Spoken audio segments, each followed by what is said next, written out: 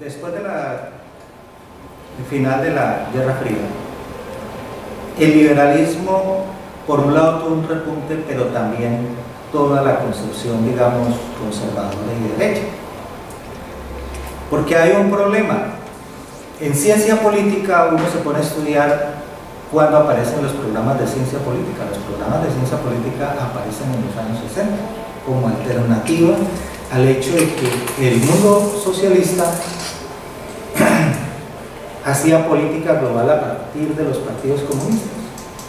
Entonces el mundo occidental, ¿cómo hace política global? Entonces creó los programas de ciencia política para estudiar la política desde el punto de vista de la sociología funcionalista. Entonces, ¿qué pasa? Es decir, para mirar la sociedad, que la sociedad tiene disfunciones, tiene algunas rupturas, pero que la sociedad se pueda ajustar. La sociedad no se va a cambiar, la sociedad no se va a transformar. Ese es en resumen. Entonces, ¿qué pasa? Nuevamente el conflicto liberalismo-conservatismo. Entonces ellos estudian la semántica del liberalismo y la semántica del conservatismo. Y ellos dicen que como el liberalismo ha construido una semántica que está muy bien estudiada por los historiadores, como Reinhard Koselleck, ha construido una semántica sobre, que es toda una corriente de historia de los conceptos. Entonces ellos dicen,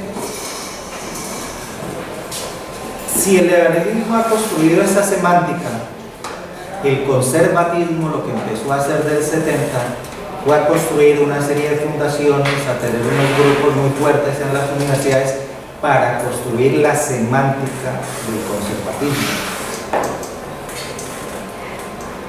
¿Ya? Y han conseguido los neurocientíficos, los lingüistas, entonces dicen, mientras el liberalismo, toda la corriente en Estados Unidos demócrata, toda la corriente se conforma pues con la tradición del siglo XIX y lo que llevamos del XX y del XXI, no han hecho un esfuerzo por renovar el discurso, mientras el conservatismo sí.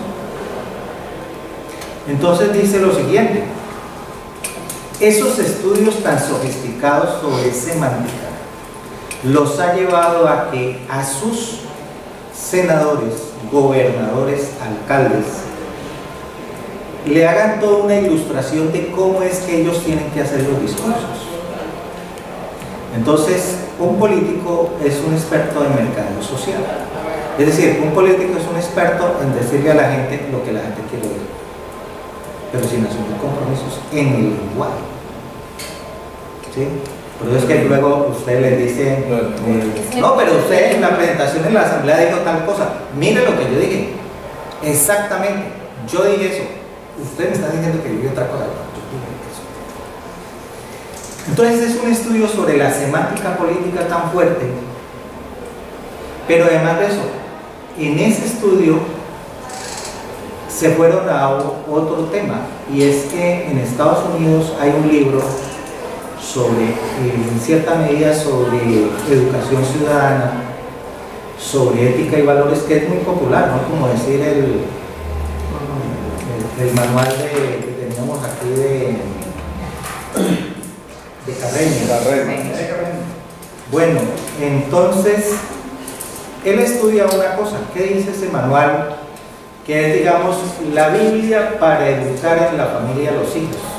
Y ese manual dice lo siguiente: el buen ciudadano norteamericano tiene esto en el chip, lo ha aprendido desde ese manual, y porque eso se despliega en las iglesias, ¿no? Luteranas, protestantes. Usted no va a limón, usted no va a recibir ayudas de ningún tipo. Usted prepárese para ser un hombre de éxito. ¿Sí? ¿Qué quiere decir? Usted afine todo su conocimiento, prepárese ¿para qué? Para ser empresario. Para ser empresario de su propia vida. Digamos, estoy haciendo un resumen extremo, pero si uno lee ese texto se va a espaldas, porque no empieza a ver una serie de discusiones. Entonces, de ahí se genera esa idea, todo lo que hoy viene de emprendimiento, las teorías del emprendimiento, en este caos de empleo que hay. Entonces hay que educar a la gente para que no esté pensando en el empleo ni en mejorar el salario, sino en volverse empresario. Pero eso tiene tanto de ancho como de largo, porque igual desde esa ideología nos vendieron la idea de que lo privado es eficiente y lo público es un desastre. Entonces yo les pregunto una cosa: si lo privado fuera tan eficiente como dice, ¿por qué se quebró Interbolsa? Yo les diría cosas como estas. Uno puede plantear un proyecto de investigación sobre el tema, mejor dicho, muchos proyectos de investigación sobre el tema de Interbolsa, desde la perspectiva económica, desde la perspectiva psicológica, desde la perspectiva cultural. Y con esto quiero plantear lo siguiente, que une las dos cosas. Tanto en maestría como en doctorado, cómo llevamos a las personas a plantear problemas significativos.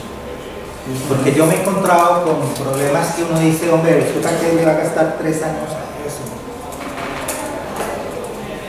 Bueno, alguien dice, pues yo tengo la plata y ¿qué? Si eso es lo que a mí me gusta estudiar, ¿qué? Usted no me está pagando. Y uno podría decir, pues sí, tiene todo el derecho a estudiar. Y bueno, porque estamos en la universidad pública, ¿no? Y entonces uno dice, pues hay unos problemas muy complejos en la educación, pero hay unos temas, colegas, yo lo digo por nosotros mismos, hay un colega que estudió desde una perspectiva fenomenológica el sentido del bienestar universitario para 2 universidades, la limitó Tolima. Bueno, tenía 2 universidades al principio, Tolima y Quindío, y luego se quedó con Tolima, y él es de Tolima. Entonces, el sentido del bienestar universitario, decía el título, en universidades de Colombia, y luego se quedó en Tolima porque pues, él conoce ese ambiente y lo hizo aquí. Pues sí, le gastó 4 años, 4 años en comisión. Y bueno, uno escanea y dice, es que él fue director de la Oficina de Bienestar Universitario, y cuando uno es administrativo, entonces le dicen, bueno, entonces haga un proyecto de desarrollo. Entonces uno dice, bueno, pues esto, metiéndole lógica, lo podemos hacer. Pero esto tiene lógica, pero no tiene fundamento. Entonces él dijo, pues encontrémosle fundamento a eso del bienestar universitario. ¿A qué me voy? Con Nayib le comentaba que nos llegó una propuesta que decía la teoría fractal aplicada a los autores del boom de la literatura del boom latinoamericano, la teoría fractal, ¿no? Desde la complejidad de la teoría fractal. Entonces la chica fue, ¿cuál fue el debate que dimos en el CAD, en los 7 colegas, para decir si permitíamos el ingreso de la persona al programa? Entonces nosotros decíamos, bueno, ¿quién sabe de teoría fractal de nosotros? Es decir, ¿quién le puede dirigir ese trabajo? Segundo, digamos que utiliza el modelo de la física para interpretar la narrativa, ¿sí? Que entre otras cosas hay un asunto que es una gran tradición, ¿no? Como las ciencias sociales siempre han ido, y las ciencias humanas han ido siempre a la cola, bueno, en Occidente a la cola de las ciencias básicas, entonces volvemos a lo mismo. Desde la física, otra vez tratamos de interpretar la literatura. Entonces planteamos, bueno, y poesía, un ejercicio que puede ser muy bonito, ¿no? Y con eso que dije cuál es el resultado y se lo preguntamos. ¿Usted con eso en qué cree que va a transformar, bueno, o qué aporte va a hacer? No le encontramos, entonces le dijimos, pues es que no hay quien le dirija su trabajo. con el agravante que esta colega tiene una hermana que es doctora en química y ella sí es experta en fractales. Entonces también nosotros entendimos que era que la hermana le había ayudado a hacer eso. Y me encuentro con la hermana y me dice, no, es que ustedes no entendieron el proyecto de mi hermana, no, es que es un proyecto bellísimo. Y es una colega en genética, ella es experta en genética y ha hecho unos trabajos muy interesantes en genética, ella es doctora en genética y ha hecho unos trabajos muy brillantes. Entonces nos decía, no, es que no entendieron. Y estaba agresiva, ¿no? Y como era el director, pues entonces me decía, no, es que sí. Y al último yo ya me le sinceré, le dije, no, es que a la conclusión que llegamos es que más sabe usted de teoría fractal que su hermana. Y es que su hermana no pudo sostener la argumentación. Entonces ahí ya, a partir de ahí que yo le dije, entonces ya, pero ella podrá tener otra oportunidad. Le dije, claro, si hay una convocatoria y se presenta. Entonces, este punto de cómo llegamos a plantear problemas significativos. ¿Sí? Problemas significativos porque todos sabemos el debate entre la apariencia y la esencia. Entonces hay un problema, es que tampoco lo significativo nadie tiene la última palabra. Por ejemplo, Bakhtin hizo su tesis doctoral sobre Dostoyevsky y no se la aprobaron, ¿cierto? Michel Desertot hizo 3 tesis doctorales, la última no se la aprobaron, ¿sí? Y uno puede decir, pues al jurado que evaluó dijo que eso no era significativo, pero resulta que el desarrollo del pensamiento en el mundo pues lo reconoce como un gran aporte. Y bueno, tenemos que ir a ese intríngulis, pero sí el cuidado sobre unos temas que le conté ayer un poquito. Nos llegó una colega que planteó un estudio sobre la trascendencia, sobre la experiencia mística. Es nuestro statement de que miramos un rey. Y aquí vamos a tomar cabecito.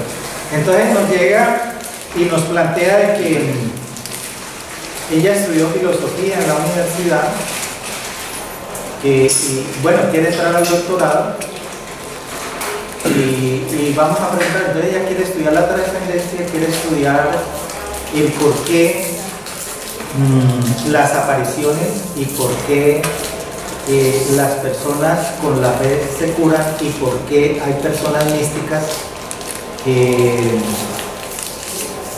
desde su posición mística tienen el poder de sanación. Y pues ella anuncia, ¿no? Pues muy católica, su familia es católica, le dan la pregunta que ella cómo se va a financiar el doctorado, y dice, yo tengo mis recursos, mi familia tiene algunos recursos, no tengo problemas de financiar, no he sido maestra, estudié en una licenciatura, pero no he sido maestra, pero ese es mi tema. Pues yo le dije, la respuesta de nosotros fue, mire, el doctorado no la puede acompañar.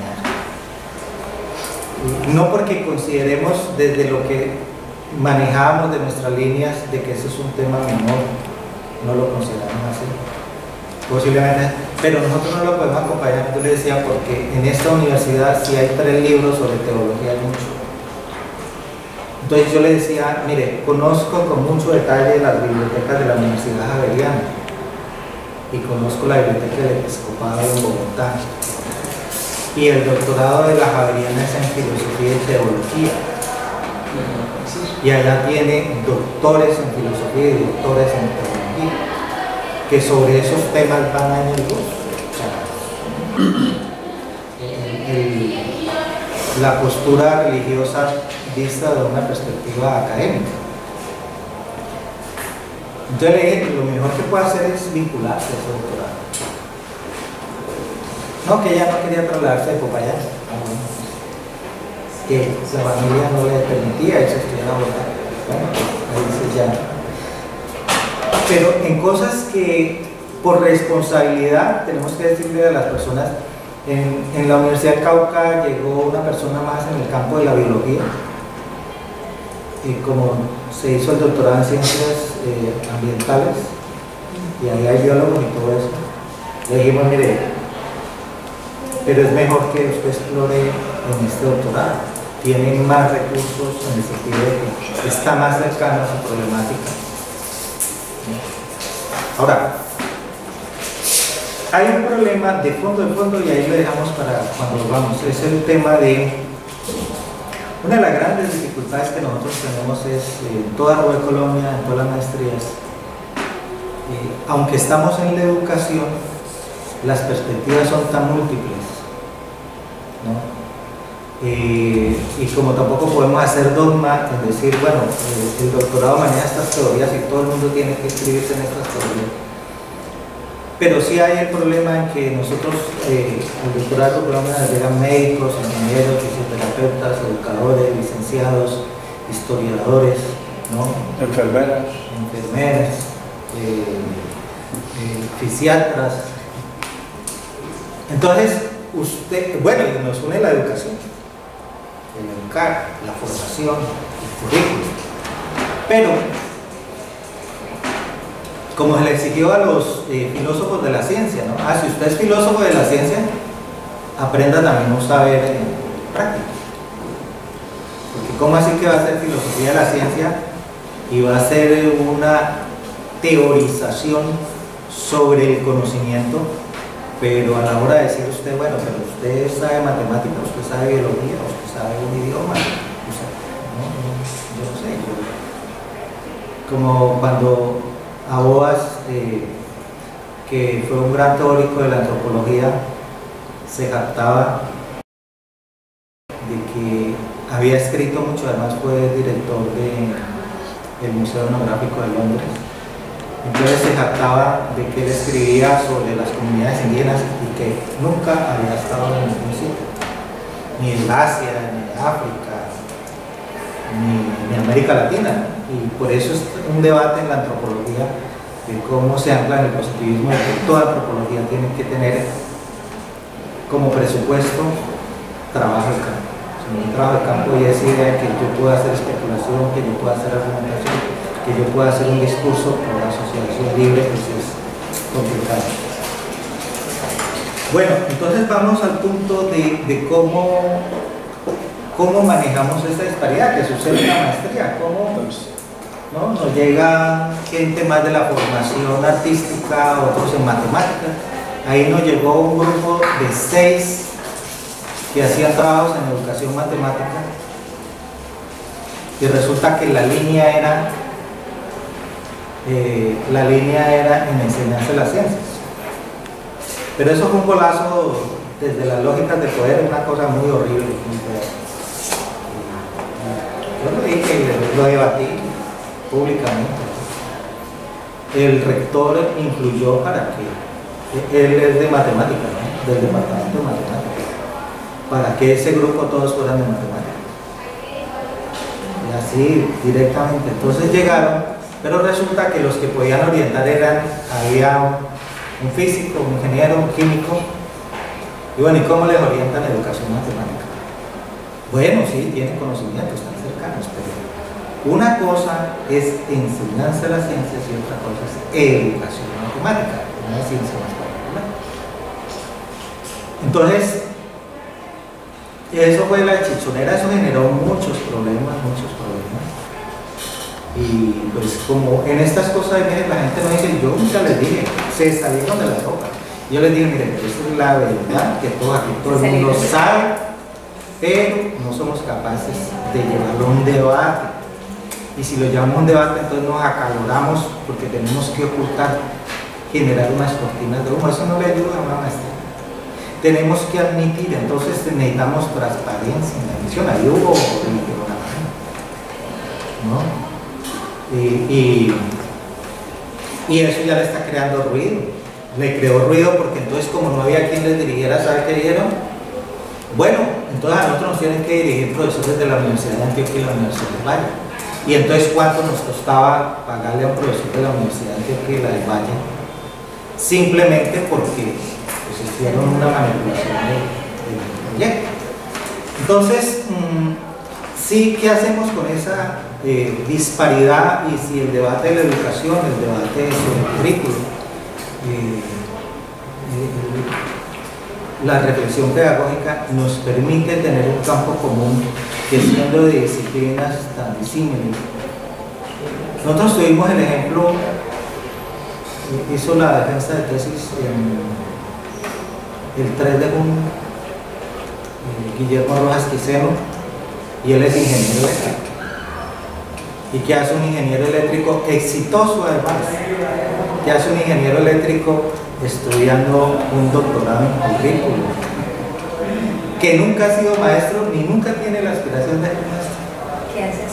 Ajá, cójame esta, cójame esta. Y él llega con un tema que es así: yo voy a estudiar el suicidio en Colombia. Yo voy a estudiar el suicidio en Colombia. Ah, bueno, y escaneando, él hablaba y hasta que, bueno, fue contando algunos, pero yo contó públicamente: no, yo voy a estudiar el suicidio porque lo he vivido en carne propia. Mi hijo se suicidó. Y yo he estado en, ¿cómo llaman eso? Técnicamente en terapia, pero él hizo intentos de suicidio. Entonces él llega al doctorado y entonces ingeniero eléctrico en un doctorado en pedagogía y currículo, haciendo una tesis sobre suicidio. Pero terminó con esa tesis, ¿verdad? ¿Le gustó? Claro. Entonces mire lo que es la dirección. Nosotros entendíamos que para él meterse con ese tema era hacer catarsis, era ser parte del duelo, pero que esa tesis no le ayudaba. O sea, esa tesis lo anclaba en el dolor y no lo dejaba de salir del dolor. Y para mí eso fue una salida estratégica de Eugenia Trigo, que eligió, muy sabia. Le dijo: no, usted no va a hacer una tesis sobre la muerte, usted necesita hacer una tesis sobre la vida. Y la metió en un rollo y él hizo una tesis sobre el buen vivir en Colombia, una propuesta epistémico-ontológica sobre el buen vivir en Colombia. Y cuando dijo en Colombia, todo el mundo le caía y le decía: no, pero ¿cómo se te ocurre en Colombia? Entonces te vas a ir a la costa, te vas a ir al eje cafetero, te vas a ir a los Santanderes, te vas a ir al Amazonas, porque si usted no va a ser menos en las 5 o 6 regiones de Colombia, pues entonces usted tendría que decir suroccidente colombiano, Caribe, ¿no? Santanderes o la zona andina antioqueña. No, reduzca. Todo el mundo le decía: no, es que yo la voy a hacer sobre Colombia. No, te va a gastar por lo menos 100 millones de pesos, no más en pasajes. Yo le decía: bueno, pues, si no los tengo que conseguirlos, pero ese no es el problema, yo la hice sobre Colombia.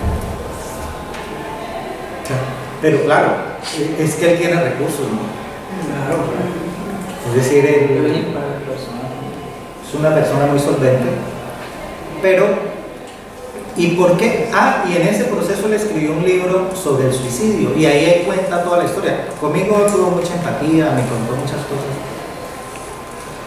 Y les voy a decir, el problema, digamos, de fondo allí es por qué el hijo se suicidó y por qué él tuvo intentos de suicidio.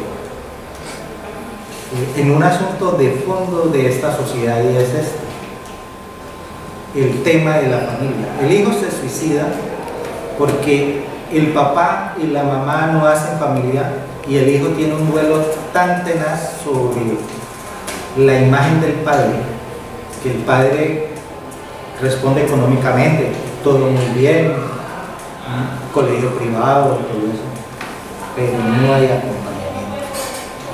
Y el hijo se suicida por eso. Entonces, Guillermo Es decir, le produce un sentimiento de culpa. El sentimiento de culpa es bárbaro en el ser humano. Cuando uno lo coge el sentimiento de culpa, hay que hacer de las terapias del mundo, pensar que es un todopoderoso, ir a todas las terapias para sacarse el sentimiento de culpa, porque el sentimiento de culpa sí lo lleva a cosas graves. El caso es que el sentimiento de culpa lo llevó a... ¿Usted cómo entiende una persona que tiene una familia? Conocí la mamá, los hermanos, hicimos seminarios, el doctorado hizo seminarios en una de las fincas en Chinchina, Caldas. Una familia, entonces los mismos colegas lo molestan, ¿no? Guillermo, has estado en 3 continentes. Tener una familia, una esposa esplendorosa, te acompaña, en ese tiempo vivía la mamá es pintora, y el papá les dejó una herencia y los hijos supieron manejar la herencia e hicieron plática de ellos, y entonces, ¿para qué es un doctorado? ¿Para qué haces un doctorado? Entonces, él ya luego contando, pues hago el doctorado porque eso es una manera de encontrar algo que le dé sentido a mi vida. Y me confesó, me dijo Luis, ya dentro de 3-4 meses tengo que dar la sustentación y yo no sé qué ponerme a hacer, yo no sé si empiezo a hacer otro doctorado. y él me decía, yo les agradezco a ustedes, no solo por lo que aprendí en términos de técnica o de investigación o de debates epistemológicos, sino porque yo pude resolver un problema en mi vida que era muy complicado. Entonces, ¿para qué? Yo cuento esto porque lo que nos lleva a pensar es cómo construimos un objeto de estudio significativo. En el caso de Guillermo es significativo para él como ser humano, ¿sí? Pero terminó haciendo una cosa muy bonita y les voy a contar, no les voy a contar la mitad de la historia. Él tiene también de esas personas que han querido hacer política y la han hecho, pero que han encontrado una meta. Él aspira a ser representante de la Cámara en este momento. Ya lo intentó una vez y le mataron 5.000 votos. Y a mí me contó, no, es que con mi tesis yo quiero generar una propuesta de vida en Colombia. Cuando hay tanta violencia, no voy a hacer un estudio de la violencia, sino sobre el buen vivir de los colombianos. ¿Qué sería el buen vivir de los colombianos? ¿Para qué? Para que cuando me proponga otra vez a la Cámara, yo no vaya con una teja de terní o con un bulto de cemento o con 50.000 o 100.000 pesos, sino con una propuesta sobre el buen vivir, construida desde las regiones de Colombia. Entonces mire que el asunto va cuadrando, el rompecabezas, ¿no? Y él fue, el hermano fue alcalde de Manizales, y estando en Manizales me decía, no, pero que alcaldía no la manejaba el alcalde de mi hermano, Guillermo. Era un poco el poder detrás del poder. Entonces mire que él tiene un proyecto. Y en él jugó que Eugenia tenía claro que tenía que sacarlo del suicidio, porque donde él se quede replicando sobre eso, pues toma la decisión. Terrible, ¿no? Entonces lo saca al tema del buen vivir. Y en América Latina hay toda una corriente muy fuerte, Brasil, Bolivia, Ecuador, y él hizo pasantía en Brasil. Y les cuento, es cuando uno, esto es como le pasa al escritor, la investigación es como han contado todos los escritores, García Márquez, Sábato, Donoso. El escritor es un ser humano que tiene unos fantasmas, ¿sí? Es un poseído, y esos fantasmas todo el día, toda la noche le están diciendo: ¿cuándo es que me vas a dar vida? ¿Cuándo es que me vas a convertir en ser? ¿Cuándo es que me vas a poner a hablar?